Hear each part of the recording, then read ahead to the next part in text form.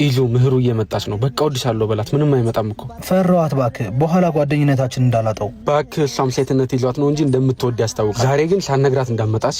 ምን ሆኖ ነው ሲመጣ ጠብቆ የሚሄደው? ምንም ቸኩሎ ነበር። ና እንዴ ናቀፈኝ እንጂ ዛሬ ሰላም አትለኝ?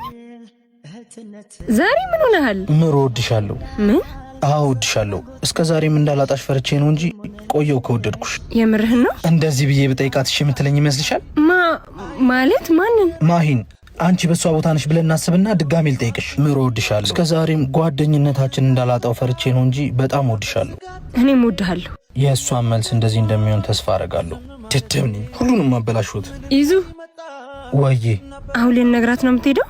አይ ከዛ በፊት ከአብርሽ ጋር እንሄድበታለን። ሳትነግራት በፊት እኔ ጋር ና። እሺ እምነግርህ ነገር አለኝ። እሺ።